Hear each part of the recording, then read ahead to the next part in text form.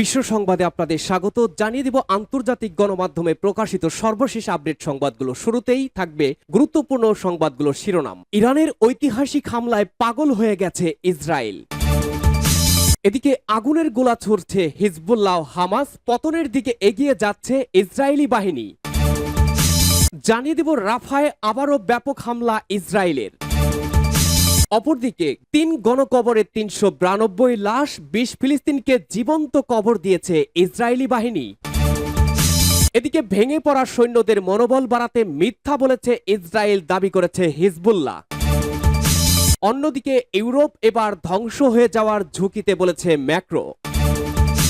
আরো জানাবো গাজায় ইসরায়েলের যুদ্ধের বিরুদ্ধে যুক্তরাষ্ট্রের বিভিন্ন বিশ্ববিদ্যালয় ব্যাপক বিক্ষোভ অব্যাহত। আরো জানিয়ে দিব বিশ্বব্যাপী মানবাধিকারকে অস্থিতিশীল করছে যুক্তরাজ্য, অ্যামনেস্টি ইন্টারন্যাশনালের প্রতিবেদন। সর্বশেষ জানাবো ৫ মাসে হিজবুল্লাহর ৪৫০০ লক্ষ্যবস্তুতে হামলা চালিয়েছে দখলদার বাহিনী। ভিউয়ার্স, ইসরায়েল ফিলিস্তিন এই যুদ্ধের ইসরায়েলের পরাজয়ের করুণ কাহিনীগুলো নিয়ে ধাপে ধাপে আমাদের প্রতিবেদন আসতে থাকবে, তাই অজানা এসব ঘটনাগুলো সম্পর্কে বিস্তারিত জানতে চ্যানেলটি সাবস্ক্রাইব করে পাশে থাকা বেল বাটনে প্রেস করুন। ভিডিওটি ভালো লাগলে লাইক, কমেন্ট, শেয়ার করে সবাইকে দেখার সুযোগ করে দিন। শুনছিলেন আন্তর্জাতিক গণমাধ্যমে প্রকাশিত সর্বশেষ আপডেট সংবাদগুলোর শিরোনাম, এবারে বিস্তারিত। ১৩ এপ্রিল মধ্যপ্রাচ্যের ভূরাজনীতির সমীকরণ চিরতরে বদলে দিয়েছে ইরান। দামেস্কের ইরানের কনসুলেট ভবনে হামলার শোধ তুলতে সেদিন ইসরায়েলে ঐতিহাসিক হামলা চালিয়েছে তেহরান। ইসরায়েলের দিকে ধেয়ে আসে ৩০০টি ড্রোন ও ক্ষেপণাস্ত্র। অবশ্য এতে তেল আবিব দাবি করেছে এর ৯৯% ক্ষেপণাস্ত্র ও ড্রোনকে তারা ভূপাতিত করেছে। তারা আরো জানিয়েছে এই কাজে তাদের সহায়তা করেছে যুক্তরাষ্ট্র এবং পশ্চিমা মিত্র দেশগুলো। কিন্তু এরপরেই জানা যায় ইরানের হামলায় কেঁপে গেছে ইসরায়েলিদের মন। ফলে মুখে ইসরায়েল যত কথাই বলুক না কেন, ইরানের ওই হামলার পরে তেল আবিব মোটেও স্বস্তিতে নেই। এরপরেই চাঞ্চল্যকর এক তথ্য জানিয়েছে ইসরায়েলি মিডিয়া। ইরানের হামলার পর থেকে হু হু করে বাড়ছে ইসরায়েলে মানসিক রোগীর সংখ্যা। পোস্ট ট্রমাটিক স্ট্রেস ডিসঅর্ডারে ভুগছে ইসরায়েলিরা। এই ধরনের সমস্যায় ভোগা লোকজনকে মানসিক ও মনস্তাত্ত্বিক চিকিৎসা নেওয়ার পরামর্শ দেওয়া হচ্ছে। ইসরায়েলি গণমাধ্যমের খবরে বলা হচ্ছে ইরানের ড্রোন ও ক্ষেপণাস্ত্র হামলার আগেই ইসরায়েলে মানসিক রোগীর সংখ্যা বাড়তেছিল। কিন্তু ওই প্রতিবেদনের আরেক খবরে জানা যায় ইরানের হামলার কারণে সেই রোগীর সংখ্যা অসংখ্য হারে বেড়ে চলেছে। ইসরায়েলের দৈনিক পত্রিকা ইয়নোথ আহারন তাদের এক প্রতিবেদনে জানিয়েছে গত ৭ অক্টোবর হামাসের অভিযানের পর ইসরায়েলে মানসিক স্বাস্থ্য সেবার ব্যবস্থা পুরোপুরি ভেঙে পড়েছে। জানা গেছে ইরানের হামলার পর সেই পরিস্থিতি আরো দ্রুত গতিতে এগিয়ে যাচ্ছে। ওই প্রতিবেদনে জানা যায় ইসরায়েলে তেমনভাবে মানসিক রোগের কোনো চিকিৎসা নেই। ১৩ এপ্রিলের পর থেকে অধিকৃত ওই ভূখণ্ডে মানসিক রোগীর সংখ্যা প্রায় ৪০০ ভাগ বেড়ে গিয়েছে। টাইমস অব ইসরায়েল জানিয়েছে নজিরবিহীনভাবে এইসব মানসিক রোগীর সংখ্যা বেড়ে যাওয়ার পর ইসরায়েলের স্বাস্থ্য মন্ত্রণালয় নতুন নিউরোলজিস্ট নিয়োগ দেওয়ার কথা বিবেচনা করছে। এদিকে ইসরায়েল সরকার মঙ্গলবার রাতে ফিলিস্তিন প্রতিরোধ যোদ্ধাদের সঙ্গে সংঘর্ষে আরও একজন উচ্চপদস্থ মেজর নিহত হওয়ার তথ্য নিশ্চিত করেছে। তবে সেই মেজর কখন এবং কোথায় নিহত হয়েছে এ বিষয়ে কোনো তথ্য তারা দেয়নি। ইসরায়েলি সামরিক বাহিনী গাজায় তাদের স্থল আক্রমণ শুরু করার পর থেকেই এখনো পর্যন্ত তাদের ২৬১ সেনার মৃত্যুর খবরটি নিশ্চিত করেছে।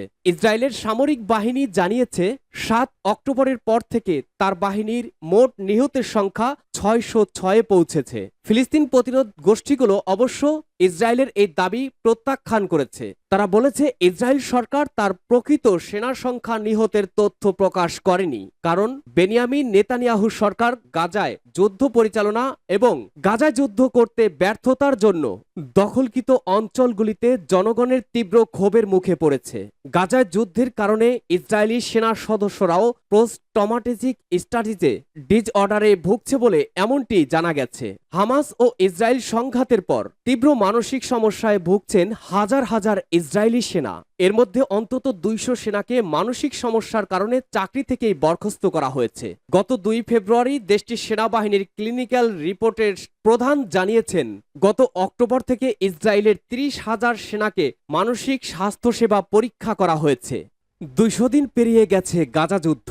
হামাস একা নয়, তাদের দিকে হাত বাড়িয়ে রেখেছে হিজবুল্লাহ। গাজা যুদ্ধে নতুন নতুন দিন যোগ হচ্ছে, আর হিজবুল্লাহ তাদের আক্রমণের মাত্রাও বাড়িয়ে চলেছে। যুদ্ধের মূল মন্ত্র গাজা উপত্যকায় হামাস তাদের শ্রেষ্ঠত্ব ধরে রেখেছে। ফিলিস্তিন প্রতিরোধ বিষয়ক বিশেষজ্ঞ হানি আল দানি বলেছেন, পশ্চিম তীরের বর্তমান প্রজন্ম একটি সর্বদা জ্বলতে থাকা আগুনের গোলা হবে, যা সব সময় ইসরায়েলকে ভোগাবে। তার মতে আগামী দিনগুলোতে ইসরায়েলের বিরুদ্ধে আরও সাহসী, শক্তিশালী এবং সৃজনশীল অভিযান দেখা যাবে। আলদালি জোর দিয়েছেন, লেবানন ফ্রন্টে হিজবুল্লাহ তার কার্যক্রমের মাধ্যমে দখলদার ইসরায়েলিদের মনোবল গুঁড়িয়ে দিয়েছে। তিনি হিজবুল্লাহর সাম্প্রতিক অভিযানের কথা বলেছেন, যেখানে হিজবুল্লাহ অধিকৃত ফিলিস্তিন ভূখণ্ডের গভীরে গোলানি ব্রিগেডকে লক্ষ্যবস্তু করেছিল, বিশেষত আক্কাতে। গোলানি ব্রিগেড এবং ইগোস ইন্দিককে টার্গেট করার মাধ্যমে এর উপরে জোর দিয়েছেন তিনি, কারণ এই গ্রুপগুলোকে ইসরায়েলি সেনাবাহিনীর অগ্রগামী যোদ্ধা বলেই মনে করা হয়। হানি আল দালির মতে, হিজবুল্লাহ দখলদারদের বিরুদ্ধে অভিযানের মাধ্যমে দখলদারদের মনে করিয়ে দিচ্ছে যে তারা 2006 সালেও ইসরায়েলি আগ্রাসনবাদীদের বিরুদ্ধে ব্যাপক আকারে জয়লাভ করেছিল এবং যে কোনো যুদ্ধে ইসরায়েলি বাহিনীকে তারা পরাজিত করতে সক্ষম। ফিলিস্তিনি বিষয়ক এই বিশেষজ্ঞের মতে, হিজবুল্লাহ নেতা হাসান নাসরুল্লাহর মতে, ইসরায়েলের আক্রমণের মাত্রা হিসাবে ধীরে ধীরে হিজবুল্লাহ তাদের কার্যক্রম প্রসারিত করেছে। হাসান নাসরুল্লাহ দখলদারিত্বকে সম্বোধন করে বলেছেন, যদি আপনি আঘাত করেন আমরা পাল্টা আঘাত করব, এবং যদি আপনি আক্রমণ প্রসারিত করেন তবে আমরা আরও প্রসারিত করব।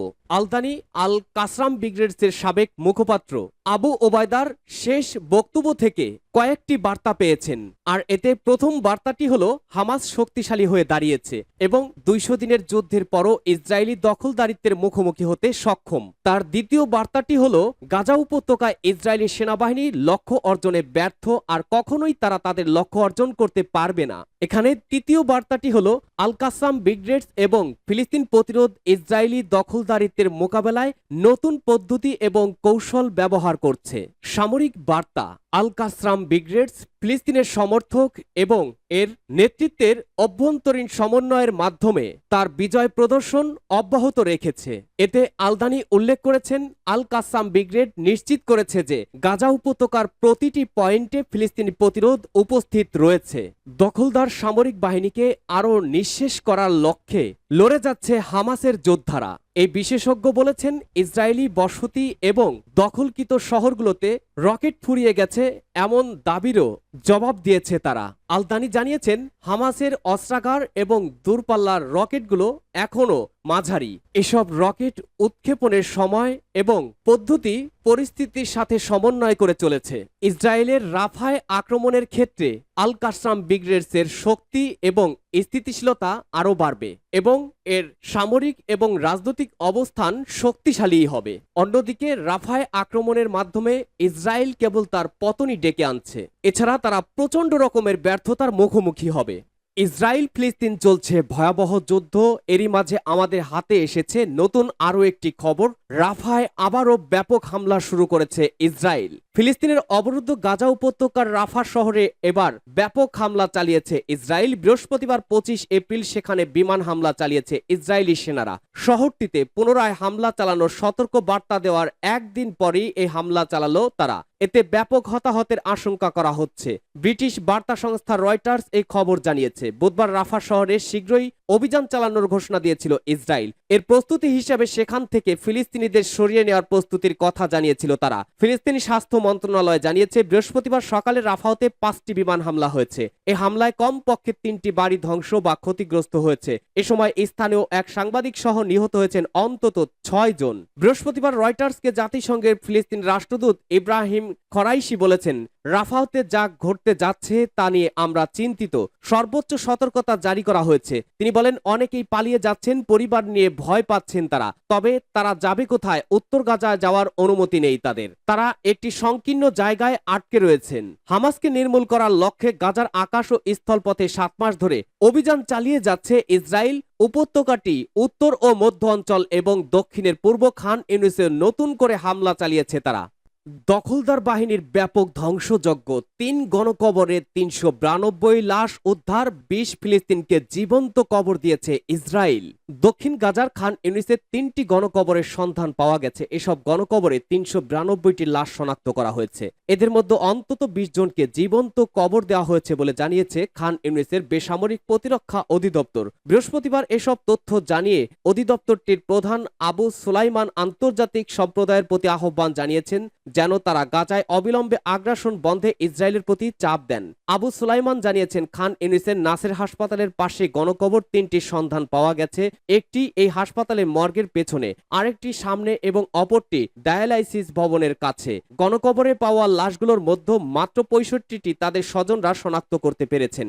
অনেক লাশ বিকৃত হয়ে গেছে। তিনি বলেন, গণকবরে লাশগুলো একসাথে স্তূপীকৃত অবস্থায় ছিল এবং লাশগুলোতে মাঠ পর্যায়ের মৃত্যুদণ্ড কার্যকর এবং জীবন্ত কবরস্থ করার নমুনাও রয়েছে।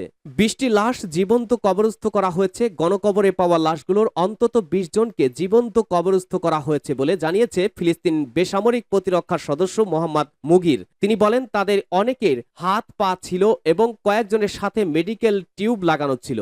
আমরা এমন অন্তত ২০টি লাশের ফরেনসিক পরীক্ষা করব, বিষয়টি পরিষ্কার হওয়ার জন্য, বলেন তিনি। গণকবরে শিশুর লাশ। মোহাম্মদ মুগির বলেন, নাসের হাসপাতালের গণকবরে পাওয়া লাশগুলোর মধ্যে শিশুদের লাশও ছিল। তিনি এর পক্ষে ফটোগ্রাফ ও ভিডিও তথ্য সাংবাদিকদের কাছে সরবরাহ করেন। এসব তথ্য প্রমাণ দেখিয়ে তিনি বলেন, এটাই প্রমাণ করে যে ইসরায়েলি বাহিনী মানবতা বিরোধী অপরাধ করেছে। সূত্র আল জাজিরা।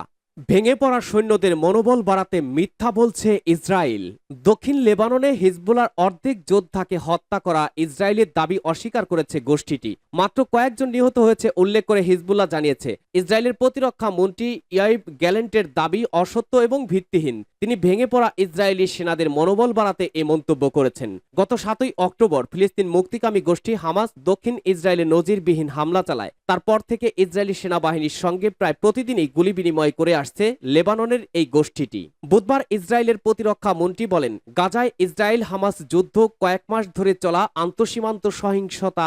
দক্ষিণ লেবাননে হিজবুল্লাহ অর্ধেক কমান্ডারকে হত্যা করা হয়েছে, বাকি অর্ধেক লুকিয়ে আছে এবং মাঠ ইসরায়েলি সেনাবাহিনীর অভিযানের জন্য ছেড়ে দিচ্ছে। বার্তা সংস্থা এএপির হিসাব অনুযায়ী ইসরায়েলের দক্ষিণাঞ্চলে হামাসের হামলার পরদিন ৮ই অক্টোবর থেকে লেবাননে অন্তত ৩৮০ জন নিহত হয়েছে, যার মধ্যে ২৫২ জন হিজবুল্লাহ যোদ্ধা ও কয়েক ডজন বেসামরিক নাগরিক। ইসরায়েল বলছে সীমান্তে তাদের ১১ জন সেনা ও ৮ জন বেসামরিক নাগরিক নিহত হয়েছে। চলতি সপ্তাহে হিজবুল্লাহ সামরিক ঘাঁটিতে রকেট হামলা চালিয়েছে। বুধবার ইসরায়েলি সামরিক বাহিনী জানিয়েছে তারা দক্ষিণ লেবাননে হিজবুল্লাহর ৪০টি লক্ষ্যবস্তুতে হামলা চালায়। ইউরোপ ধ্বংস হয়ে যাওয়ার ঝুঁকি রয়েছে বলেছে ম্যাক্রো। ইউরোপ ধ্বংস হয়ে যাওয়ার ঝুঁকি রয়েছে। এই ঝুঁকি মোকাবেলায় প্রয়োজনীয় ব্যবস্থা ইউরোপের নেই, সতর্ক বার্তা দিয়েছেন ফ্রান্সের প্রেসিডেন্ট ইমানুয়েল ম্যাক্রো। বৃহস্পতিবার ২৫ এপ্রিল ওয়াল স্ট্রিট জার্নালের এক প্রতিবেদনে এ তথ্য জানানো হয়েছে। ম্যাক্রো বলেন, সামরিক, অর্থনৈতিক ও অন্যান্য চাপ ইউরোপের ২৭ দেশকে দুর্বল করে দিতে পারে। ইউরোপের বর্তমান প্রতিরক্ষা ব্যবস্থার ভিত্তিতে প্যারিসের সোরবন বিশ্ববিদ্যালয়ে এক বক্তৃতায় তিনি এই মন্তব্য করেন। ইউরোপের প্রতিরক্ষা ব্যবস্থা জোরদারের আহ্বান জানিয়ে তিনি বলেন, এই মহাদেশের মার্কিনীদের অধীনে থাকা উচিত হবে না। এ সময় তিনি বিশ্বে ইউরোপীয় ইউনিয়নের দৃঢ় অবস্থানের রূপরেখা প্রদান করেন। ফ্রান্সের প্রেসিডেন্ট ইউরোপের সাইবার নিরাপত্তা বৃদ্ধি, ব্রেক্সিটের পর ব্রিটেনের সঙ্গে ঘনিষ্ঠ প্রতিরক্ষা ব্যবস্থা এবং উচ্চপদস্থ সামরিক কর্মীদের সামরিক প্রশিক্ষণের জন্য ইউরোপীয় একাডেমি গঠনের আহ্বান জানিয়েছেন। তিনি বলেন, ইউক্রেন যুদ্ধ রাশিয়াকে কোনোভাবেই সফল হতে দেওয়া যাবে না। ম্যাক্রো বলেন, প্রতিরক্ষা শিল্প স্থাপন করতে হবে, এছাড়া কোনো প্রতিরক্ষা ব্যবস্থাই কাজে দেবে না। কয়েক দশক ধরে এ খাতে বিনিয়োগ কম হচ্ছে উল্লেখ করে তিনি বলেন, সামরিক সরঞ্জাম কেনার ক্ষেত্রে প্রাধান্য দেওয়া উচিত। ম্যাক্রো আরও বলেন, অধিক পরিমাণে প্রতিরক্ষা সরঞ্জাম তৈরি করতে হবে, এটি দ্রুতই করতে হবে, আর ইউরোপীয়দের জন্য এসব প্রস্তুত করতে হবে। ইউরোপকে দেখাতে হবে যে তারা যুক্তরাষ্ট্রের অধীন নয়। বর্তমানে মার্কিন সামরিক ছত্রছায়ায় কোনো বিশ্বাসযোগ্য বিকল্প নেই বলে অনেক ইউরোপীয় ইউনিয়ন কর্মকর্তা মনে করেন। গাজায় ইসরায়েলের যুদ্ধের বিরুদ্ধে যুক্তরাষ্ট্রের বিভিন্ন বিশ্ববিদ্যালয়ে বিক্ষোভ অব্যাহত। যুক্তরাষ্ট্রের কয়েকটি বিশ্ববিদ্যালয়ে বৃহস্পতিবার ইসরায়েল হামাস যুদ্ধের বিরুদ্ধে বিক্ষোভকে ছত্রভঙ্গ করতে পুলিশ ডেকেছিল। এর ফলে হাতাহাতি হয় এবং কয়েক ডজন ব্যক্তিকে গ্রেপ্তার করা হয়। এদিকে অন্য কয়েকটি বিশ্ববিদ্যালয়ের শিক্ষার্থীদের বিক্ষোভ শেষ হওয়ার অপেক্ষায় আছে। এখন বিশ্ববিদ্যালয় সেমিস্টার শেষ হতে চলেছে এবং কিছুদিন পরই সমাবর্তন অনুষ্ঠান হওয়ার কথা। বস্টন পুলিশ বলছে, বস্টনের এমারসন কলেজের রাতের মধ্যে ধর্ণা শিবির থেকে 108 জনকে গ্রেপ্তার করা হয়েছে এবং 4 জন পুলিশ আহত হয়েছেন। তবে এই আঘাত প্রাণঘাতী নয়। লস অ্যাঞ্জেলেস পুলিশ দপ্তর সাউদার্ন ক্যালিফোর্নিয়া বিশ্ববিদ্যালয়ে এক বিক্ষোভ চলাকালে বুধবার রাতে আরো 93 জনকে গ্রেপ্তার করা হয়। ইসরায়েল হামাস যুদ্ধের প্রতিবাদে বিক্ষোভরত শিক্ষার্থীদের দাবি, বিশ্ববিদ্যালয়গুলো ইসরায়েলের সাথে আর্থিক সম্পর্ক ছিন্ন করুক এবং কয়েক মাসব্যাপী সংঘাতে সাহায্য করছে এমন সংস্থা থেকে বিনিয়োগ প্রত্যাহার করে নিক। কিছু ইহুদি শিক্ষার্থী বলছেন, এই বিক্ষোভ ইহুদি বিদ্বেষের রূপ নিয়েছে। গ্র্যাজুয়েশন এগিয়ে এসেছে অথচ তারা বিশ্ববিদ্যালয় চত্বরে পা রাখতে ভয় পাচ্ছেন। বিক্ষোভ দমনে বিশ্ববিদ্যালয়ের কঠোর পদক্ষেপের পেছনে ইহুদি শিক্ষার্থীদের ভয় আংশিক ভূমিকা পালন করেছে। নিউ ইয়র্কের কলম্বিয়া বিশ্ববিদ্যালয়ের শিক্ষার্থীরা হুমকি উপেক্ষা করে ছাউনি খাটিয়েছেন। এই জায়গায় কয়েক সপ্তাহের মধ্যে অনেক শিক্ষার্থী তাদের পরিবারের সামনে স্নাতক ডিগ্রি অর্জন করতে চলেছেন। ছাউনি সরিয়ে নেওয়ার জন্য কয়েকবার ব্যর্থ চেষ্টা করেও কলম্বিয়া বিশ্ববিদ্যালয়ের শিক্ষার্থীদের সাথে বোঝাপড়া অব্যাহত রেখেছে। ইতিমধ্যে 100 জনের বেশি ব্যক্তিকে গ্রেপ্তার করা হয়েছে। বিশ্বব্যাপী মানবাধিকারকে অস্থিতিশীল করছে যুক্তরাজ্য অ্যামনেস্টির প্রতিবেদন। যুক্তরাজ্য ইচ্ছাকৃতভাবে বিশ্বব্যাপী মানবাধিকার পরিস্থিতিকে অস্থিতিশীল করে তুলছে বলে দাবি করেছে মানবাধিকার বিষয়ক আন্তর্জাতিক সংস্থা অ্যামনেস্টি ইন্টারন্যাশনাল। সংস্থাটির বৈশ্বিক প্রতিবেদনে এমনটি দাবি করা হয়েছে। প্রতিবেদনে বলা হয়েছে, আন্তর্জাতিক আইনের নড়বড়ে অবস্থার মধ্যে ব্রিটেন জাতীয় ও বিশ্বব্যাপী মানবাধিকার সুরক্ষাকে দুর্বল করছে। খবর গার্ডিয়ানের। অ্যামনেস্টি ইন্টারন্যাশনাল ইউকের প্রধান নির্বাহী চার্চার দেশমুখ বলেছেন, যুক্তরাজ্য তার ভয়ঙ্কর অভ্যন্তরীণ নীতি এবং রাজনীতির মাধ্যমে সর্বজনীন মানবাধিকারের সম্পূর্ণ ধারণাকে ইচ্ছাকৃতভাবে অস্থিতিশীল করে তুলছে। অ্যামনেস্টির প্রতিবেদনে বলা হয়েছে, যুক্তরাজ্য আশ্রয় প্রার্থী এবং অন্যান্য অভিবাসীদের লক্ষ্যবস্তু করছে দেশটি আন্তর্জাতিক মানবাধিকার প্রতিশ্রুতি লঙ্ঘন করেছে এবং বৈশ্বিক একটি বিপজ্জনক সময়ে মানবাধিকার সুরক্ষা লঙ্ঘন করেছে। গাজার মানবাধিকার লঙ্ঘন প্রতিরোধে জাতিসংঘ ভূমিকা রাখতে ব্যর্থ হওয়ার প্রতিবেদনে বিশেষভাবে যুক্তরাজ্যর নিন্দা করা হয়েছে। 5 মাসে হিজবুল্লাহর 4500 লক্ষ্যবস্তুতে হামলা চালিয়েছে ইসরায়েলি বাহিনী। ইসরায়েলি সেনাবাহিনী বলেছে, তারা গত 5 মাসে লেবানন এবং সিরিয়ায় প্রায় 4500 হিজবুল্লাহর লক্ষ্যবস্তুতে হামলা চালিয়েছে। এতে গ্রুপটির 300 যোদ্ধা নিহত এবং 750 জনেরও বেশি আহত হয়েছে। খবর এএফপির। ইসরায়েলি সেনাবাহিনীর দেয়া এক বিবৃতিতে বলা হয়, আকাশ এবং স্থলভাগ থেকে এসব হামলা চালানো হয়। আর এসব হামলার প্রধান লক্ষ্য ছিল হিজবুল্লাহর বিভিন্ন অস্ত্র গোদাম, সামরিক স্থাপনা, অপারেশনাল কমান্ড এবং নিয়ন্ত্রণ কেন্দ্র। সামরিক বাহিনী জানায়, নিহতদের মধ্যে 5 জন সিনিয়র কমান্ডার রয়েছেন। তারা আরও জানায়, ইসরায়েলের উত্তরাঞ্চলে বেসামরিক নাগরিক এবং বিভিন্ন কমিউনিটির বিরুদ্ধে জবাবে হামলা চালানো হয়েছে। লেবাননের এক নিরাপত্তা সূত্র জানিয়েছে, ইসরায়েল এবং হিজবুল্লাহর মধ্যে আন্তঃসীমান্ত যুদ্ধ ছড়িয়ে পড়ায় লেবাননের পূর্ব অঞ্চলে ইসরায়েলি হামলায় এক ব্যক্তি নিহত হয়েছে।